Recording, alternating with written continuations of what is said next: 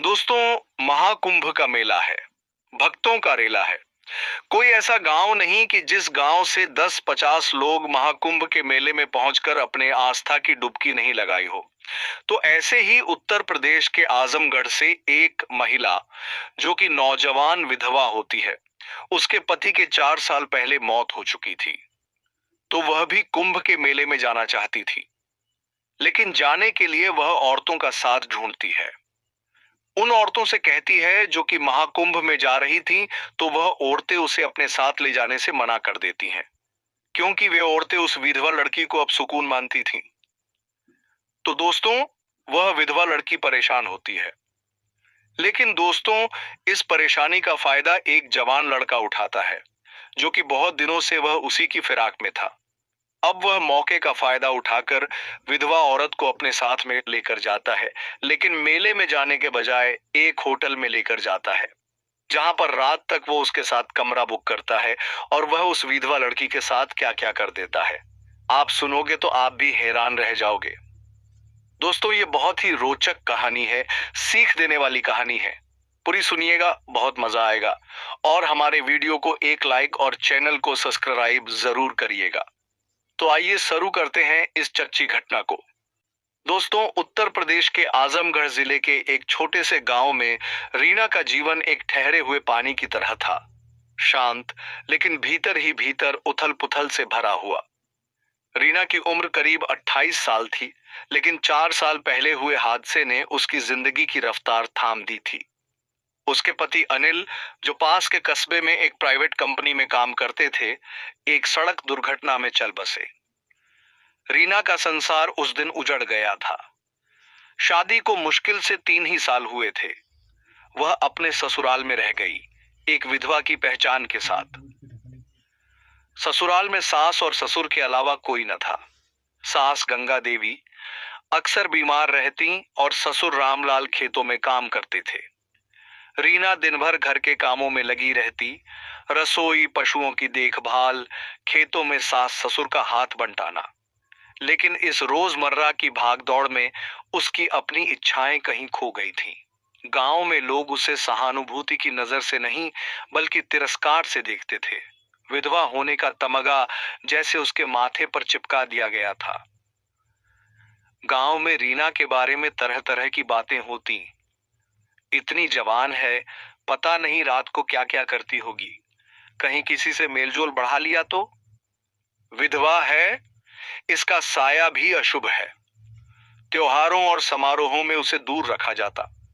शादी ब्याह में उसे बुलाना तो दूर, कोई उसका चेहरा देखना भी अपशकुन मानता। जब गांव की औरतें मंगला गौरी या तीज का उत्सव मनाती, रीना खिड़की के पीछे से उनकी हंसी ठिठोली देखती रहती। उसके भीतर भी एक औरत ही थी, जिसे प्रेम चाहिए था, स्पर्श चाहिए था, लेकिन समाज की बेड़ियां उसे हर कदम पर रोकती थीं। इन दिनों पूरे गांव में एक ही चर्चा थी, महाकुंभ का मेला। गांव के कई परिवार संगम में स्नान करने की तैयारी कर रहे थे। माना जाता था कि महाकुंभ में स्नान करने से सारे पाप धुल जाते हैं और पुनर्जन्म के चक्र से मुक्ति मिलती है। रीना के मन में भी इच्छा थी कि वह महाकुंभ जाए, संगम में स्नान करे और अपनी व्यथा को बहते जल में छोड़ आए। एक दिन जब गांव की औरतें कुएं पर पानी भरने आईं, रीना ने हिम्मत जुटाकर अनुरोध किया, काकी, मैं भी महाकुंभ जाना चाहती हूँ। क्या मैं आपके साथ चल सकती हूँ? बूढ़ी मंगली काकी ने उसे ऊपर से नीचे तक देखा और तीखे स्वर में बोली, अरे बहू, तेरा क्या काम महाकुंभ में? विधवा का संग तो अशुभ होता है। तू साथ चलेगी तो हमारे पुण्य भी मिट्टी में मिल जाएंगे। बाकी औरतें भी हंस पड़ी। किसी ने कहा, अरे, इसके भाग्य में स्नान कहाँ? पिछले जन्म का ही कोई पाप होगा, तभी तो जवान उम्र में विधवा हो गई। रीना का चेहरा शर्म से झुक गया। उसने कभी किसी का बुरा नहीं चाहा था, फिर भी उसकी उपस्थिति तक अशुभ मानी जाती थी। उसने खुद को समझाया कि शायद यही उसकी नियति है, लेकिन उसका मन इस अपमान को स्वीकार नहीं कर पा रहा था। गांव में एक युवक था, मंगल, उम्र करीब 32 साल। देखने में गठीला और चालाक। वह गांव के बाहर एक दुकान चलाता था और आए दिन शहर से नई चीजें लाकर बेचता। गांव की कई लड़कियां उस पर फिदा थीं, लेकिन मंगल की नजरें रीना पर थीं। उसके अकेलेपन को वह एक मौके की तरह देखता था। मंगल का स्वभाव शुरू से ही लंपट किस्म का था। वह जानता था कि रीना कमजोर है, भावनात्मक रूप से टूटी हुई है। गांव की औरतों ने उसे अपमानित कर दिया था और यही उसका मौका था। एक दिन मंगल ने मौका देखकर रीना से बात की। भाभी, अगर आपको सच में महाकुंभ जाना है तो मैं ले चल सकता हूं। रीना ने हैरानी से उसकी ओर देखा। मंगल ने गंभीर स्वर में कहा, देखिए, गांव की औरतें तो आपको साथ नहीं ले जाएंगी, लेकिन महाकुंभ हर किसी के लिए होता है। अगर आप चाहें तो मैं सास ससुर से बात कर सकता हूं। रीना ने पहले इनकार किया, लेकिन मंगल की बातों में ऐसा आकर्षण था कि वह मना नहीं कर पाई। उसके भीतर सालों से दबा हुआ एक सपना था, महाकुंभ देखने का। मंगल ने बड़ी चालाकी से रीना के सास ससुर को समझाया। रामलाल पहले हिचकिचाए, लेकिन मंगल ने कहा, आप चिंता मत करिए, मैं बहू को अपनी बहन की तरह मानता हूं। महाकुंभ से लौटते ही सही सलामत वापस ले आऊंगा। गंगा देवी को भी लगा कि अगर बहू का मन हल्का हो जाए तो बुरा क्या है। आखिर रीना ने हमेशा उनका साथ दिया था। यात्रा के दिन रीना ने पहली बार अपने लिए सजीव होकर तैयारी की। उसने हल्के गुलाबी रंग की साड़ी पहनी, चूड़ियां पहनी और बालों को करीने से बांधा। मंगल जब उसे लेने आया तो एक पल के लिए उसकी आंखें चमक उठीं। गांव की औरतें फुसफुसा रही थीं, देखो तो कैसी सज धज कर जा रही है, विधवा होकर भी इसे शर्म नहीं आती।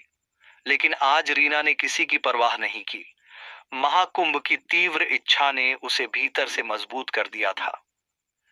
जब बस रवाना हुई तो रीना ने पीछे मुड़कर अपने घर को देखा।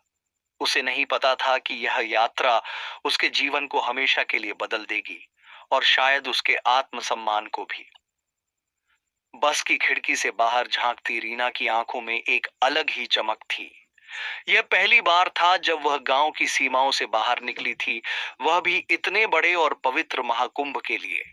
मन में एक अजीब सी हलचल थी।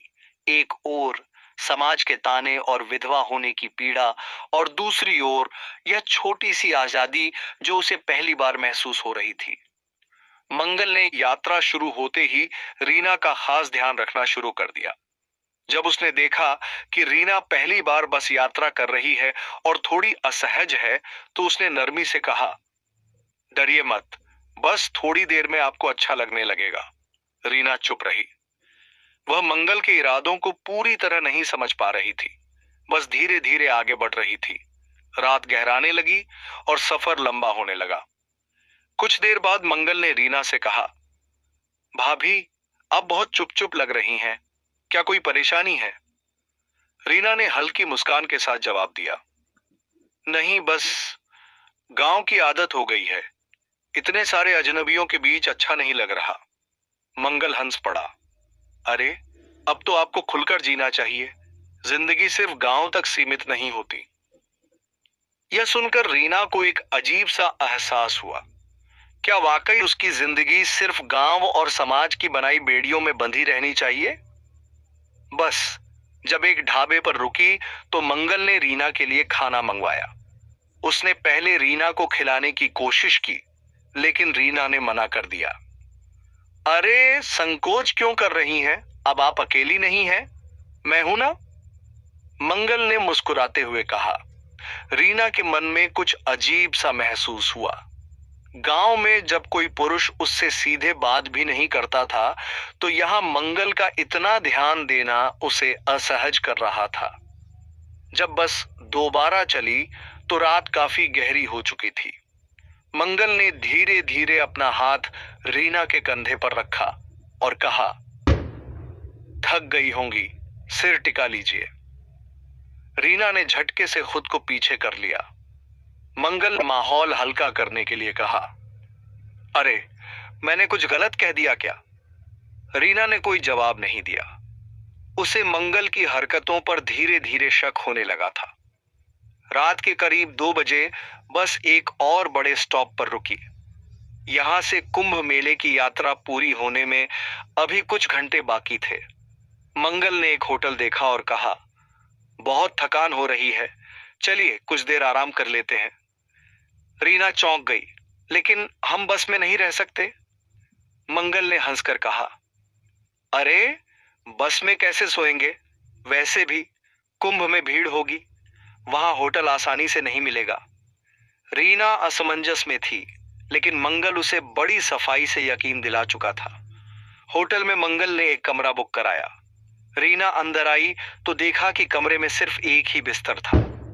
भाभी, आप बेझिझक सो जाइए, मैं कुर्सी पर बैठ जाऊंगा, मंगल ने कहा। रीना थोड़ा सहज हुई और बिस्तर पर बैठ गई। मंगल ने लाइट धीमी कर दी और खुद कुर्सी पर बैठकर रीना को देखने लगा। आपको नींद नहीं आ रही? रीना ने पूछा। मंगल मुस्कुराया।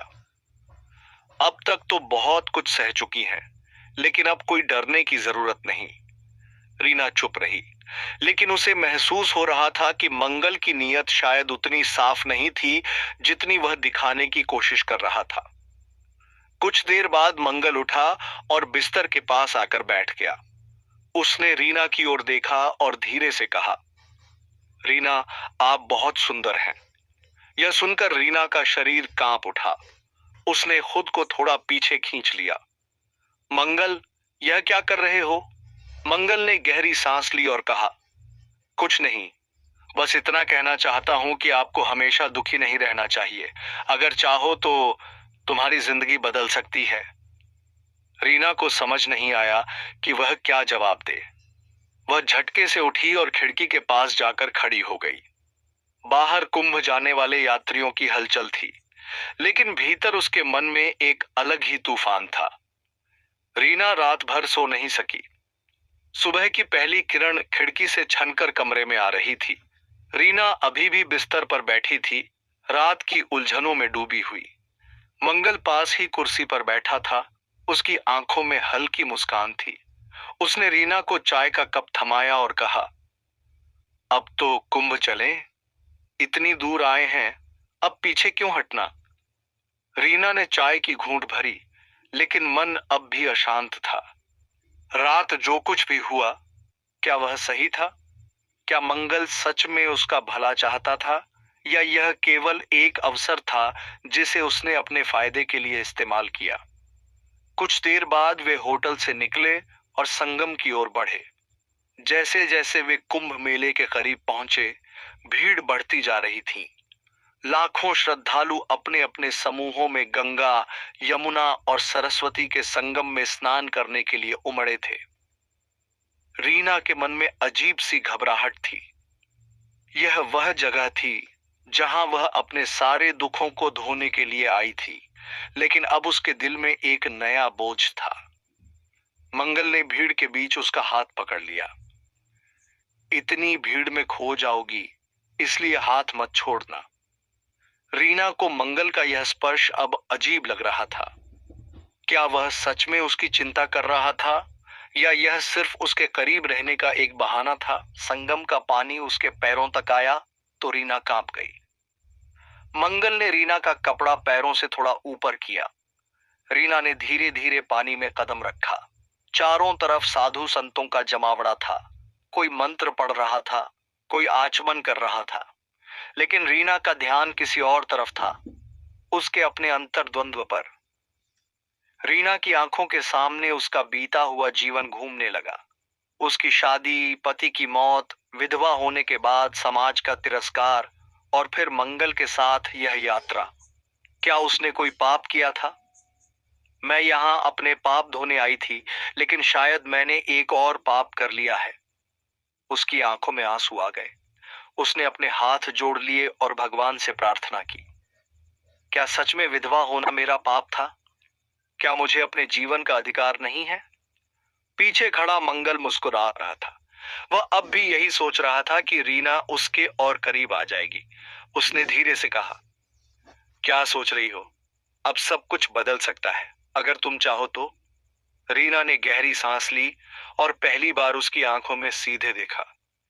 तुम सच में मेरे लिए कुछ महसूस करते हो या यह सब सिर्फ तुम्हारा लालच था? मंगल एक पल के लिए चौंका। वह इस सवाल के लिए तैयार नहीं था। उसने जवाब दिया, रीना, मैं सिर्फ तुम्हें खुश देखना चाहता हूं। अगर तुम चाहो तो हम एक नया जीवन शुरू कर सकते हैं। रीना ने अपनी भीगी साड़ी को ठीक किया और मंगल से कुछ दूरी बना ली। मैंने अपना उत्तर पा लिया है मंगल। मंगल थोड़ा असहज हो गया। मतलब? रीना ने मुस्कुराते हुए कहा, मैं अब समझ गई हूं कि समाज की बनाई गई बेड़ियों को तोड़ना जरूरी है, लेकिन किसी के सहारे पर नहीं।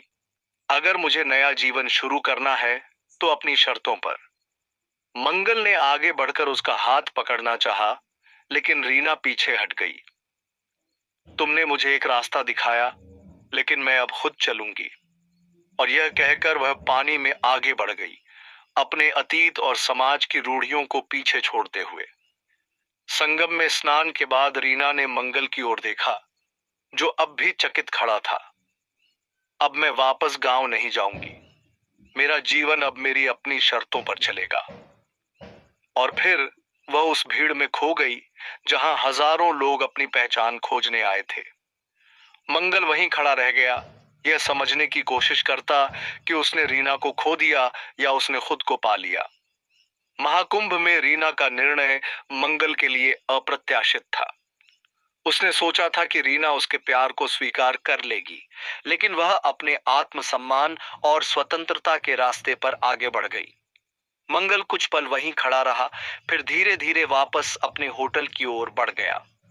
रीना ने संगम स्नान के बाद मंदिरों में दर्शन किए, साधु संतों की बातों को सुना और खुद को आत्म मंथन में डुबो दिया। लेकिन मन में कहीं न कहीं मंगल की यादें अब भी थीं। वह सोच रही थी, क्या मंगल सच में उसे चाहता था या वह सिर्फ एक अवसर की तलाश में था?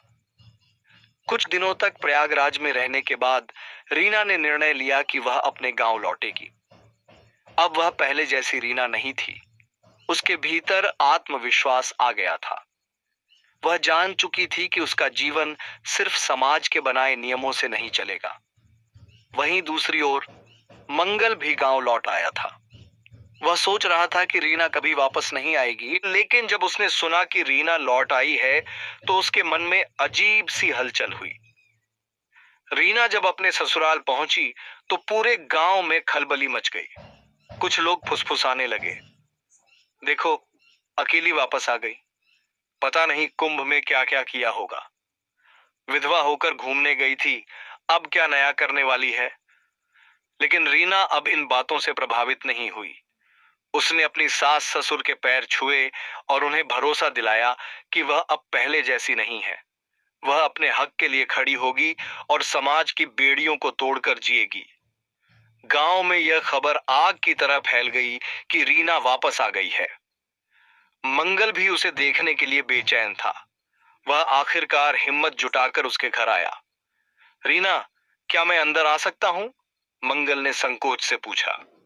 रीना ने कुछ पल उसे देखा, फिर सिर हिला दिया। मंगल ने चुप्पी तोड़ते हुए कहा, मैं जानता हूं कि तुमने महाकुंभ में जो फैसला लिया वह तुम्हारे आत्मसम्मान के लिए था। लेकिन रीना, क्या यह जरूरी है कि तुम अकेले ही संघर्ष करो? क्या अगर कोई तुम्हारा साथ देना चाहे तो उसे मना कर देना चाहिए? रीना ने उसकी आंखों में देखा। मंगल, मुझे यह डर नहीं है कि कोई मेरा साथ देगा या नहीं। मुझे यह डर है कि कहीं मैं फिर से किसी रिश्ते में बंधकर अपनी पहचान न खो दूं। मंगल मुस्कुराया। तो इस बार तुम ही नियम बनाना। मैं तुम्हारी मर्यादा का सम्मान करूंगा। मैं तुमसे शादी करना चाहता हूं, लेकिन एक शर्त पर। इस बार तुम अपनी शर्तों पर जियोगी। रीना की आंखों में नमी आ गई। क्या मंगल सच में बदल गया था? क्या वह अब भी सिर्फ अवसर तलाश रहा था या सच में उसे अपनाना चाहता था? जब रीना ने यह बात अपने सास ससुर को बताई, तो वे पहले तो चौंक गए। एक विधवा की शादी, गांव वाले क्या कहेंगे? उसकी सास ने कहा। लेकिन रीना इस बार झुकने वाली नहीं थी। मां, जब पति की मौत हुई थी तब किसी ने नहीं सोचा था कि मैं कैसे जीऊंगी, लेकिन जब मैं खुश रहना चाहती हूं तो सबको परेशानी हो रही है। धीरे धीरे सास ससुर ने भी समझ लिया कि रीना सही कह रही थी। उन्होंने मंगल को बुलाया और उसकी नीयत को परखा। जब उन्हें यकीन हो गया कि मंगल सच में रीना से शादी करना चाहता है, तो उन्होंने हामी भर दी। गांव में हालांकि इस शादी को लेकर बहुत विरोध हुआ। कुछ ने ताने मारे तो कुछ ने इसे पाप कहा। विधवा को फिर से शादी का हक नहीं है, अब समाज का क्या होगा? लेकिन इस बार रीना अकेली नहीं थी। मंगल, सास ससुर और कुछ समझदार लोगों ने रीना का समर्थन किया। उन्होंने पंचायत बुलाई और रीना ने पहली बार खुलकर अपनी बात रखी। अगर एक विधुर दोबारा शादी कर सकता है तो एक विधवा क्यों नहीं? अगर समाज मुझे रोकने की कोशिश करेगा तो मैं इस समाज को छोड़कर चली जाऊंगी। गांव में पहली बार किसी महिला ने इतनी हिम्मत दिखाई थी। धीरे धीरे कुछ महिलाओं ने भी रीना का समर्थन करना शुरू कर दिया। आखिरकार रीना और मंगल की शादी का दिन आ गया। मंदिर में बहुत ही साधारण तरीके से शादी हुई। मंगल ने रीना की मांग में सिंदूर भरा और उसकी आंखों में झांक कर कहा, अब से तुम सिर्फ मेरी पत्नी नहीं बल्कि मेरी बराबरी की साथी होगी। रीना की आंखों में आंसू थे, लेकिन ये आंसू अब दुख के नहीं थे। शादी के बाद रीना ने गांव की अन्य विधवाओं को भी प्रेरित किया कि वे खुद को बंदिशों में न बांधें। वह गांव की महिलाओं को आत्मनिर्भर बनाने के लिए एक समूह बनाने लगी। मंगल ने भी उसका साथ दिया। अब रीना सिर्फ एक विधवा नहीं थी, वह एक नई सोच, एक नई क्रांति की प्रतीक बन गई थी। उसकी शादी सिर्फ एक रिश्ता नहीं बल्कि समाज के लिए एक संदेश थी। हर महिला को अपने जीवन का अधिकार है, चाहे वह विधवा हो या विवाहित। दोस्तों, इस कहानी से हमें यह सीख मिलती है कि नंबर 1, समाज की रूढ़ियों को तोड़ना जरूरी है। रीना की कहानी हमें सिखाती है कि समाज अक्सर ऐसी बंदिशें लगाता है जो महिलाओं के अधिकारों को सीमित कर देती हैं। लेकिन अगर एक महिला हिम्मत करे और अपने हक के लिए लड़े तो वह बदलाव ला सकती है। नंबर 2, विधवा जीवन का अंत नहीं, एक नया अध्याय हो सकता है। हमारे समाज में आज भी विधवाओं को तिरस्कार और उपेक्षा का सामना करना पड़ता है, लेकिन रीना का संघर्ष यह बताता है कि विधवा होना किसी का भाग्य नहीं बल्कि एक स्थिति है जिससे निकलकर फिर से खुशी पाई जा सकती है। नंबर 3, हिम्मत और आत्मनिर्णय ही असली शक्ति है। रीना ने जब महाकुंभ में अपने जीवन को खुद तय करने का निर्णय लिया, तभी वह अपने भाग्य की मालिक बनी। यह हमें सिखाता है कि हमें अपनी जिंदगी के फैसले खुद लेने चाहिए, न कि समाज के डर से। नंबर 4, परिवार और सही लोगों का समर्थन बड़ा बदलाव ला सकता है। रीना के सास ससुर और कुछ गांव वालों ने जब उसका समर्थन किया, तभी वह अपनी शादी को स्वीकार करवा पाई। जब परिवार सही फैसलों में साथ देता है तो बदलाव आसान हो जाता है। यह कहानी केवल रीना की नहीं बल्कि उन सभी महिलाओं की है जो सामाजिक बेड़ियों को तोड़कर अपनी खुशी और आत्मसम्मान के लिए लड़ती हैं। यह हमें सिखाती है कि बदलाव संभव है अगर हम अपनी सोच को मजबूत करें और खुद के लिए खड़े हों। दोस्तों, यह एक विधवा लड़की की कहानी आपको पसंद आई हो तो इस कहानी को एक लाइक और चैनल को सब्सक्राइब जरूर करें और कमेंट बॉक्स में कहानी के बारे में अपनी राय जरूर दें। और फिर मिलते हैं अगले वीडियो में एक और नई कहानी के साथ। तब तक के लिए आप सभी को दिल से धन्यवाद।